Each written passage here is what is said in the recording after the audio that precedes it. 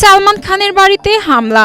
গত বছর এপ্রিলে সালমান খানের বারান্দায় গ্যালাক্সি অ্যাপার্টমেন্টে জানালা লক্ষ্য করে গুলি ছোড়া হয়। এ ঘটনার পেছনে ছিল গ্যাংস্টার লরেন্সের হাত। বছর দুয়েক ধরে বারবার অভিনেতাকে প্রাণে মেরে ফেলার হুমকি দিচ্ছে সেই গ্যাংয়ের প্রধান। এরপর থেকেই বাড়ানো হয় সালমানের নিরাপত্তা। এমন অবস্থায় ওয়াই ক্যাটাগরির নিরাপত্তায় রয়েছেন সালমান খান। সারাক্ষণ বুলেট প্রুফ গাড়িতে ঘুরেন সালমান খান।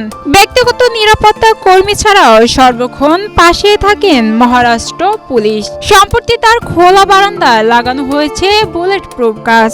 এত সুরক্ষার মাঝে থাকতে থাকতে ক্লান্ত তিনি। কিন্তু সেই সুরক্ষা বল ভেঙেই সালমানের বাড়িতে লুকিয়ে ঢুকে পড়লেন এক যুবক। গত 20 মে সকালে নায়কের আবাসনে ঢুকে পড়েন জিতেন্দ্র কুমার। জানা গেছে তিনি ছত্রসাগরের বাসিন্দা। তিনি সালমানের বাড়িতে ঢোকার চেষ্টা করলে গেটের পাশে মোতায়েনের পুলিশ কর্মীরা তাকে ধরে ফেলেন। এরপর কিছুক্ষণ নিরাপত্তা কর্মীদের সঙ্গে বিতর্ক জড়ান। সেই যুবককে ধরে বাইরে বের করে দেওয়া হলেও যেতে চাচ্ছিলেন না তিনি। ওই আবাসনের এক বাসিন্দার গাড়ির পেছনে চেপে ফের ঢোকার চেষ্টা করলেও দ্বিতীয়বার আবারও ধরা পড়ে যান।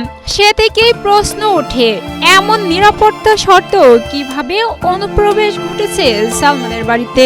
Sagarika Akhtar, Asian television.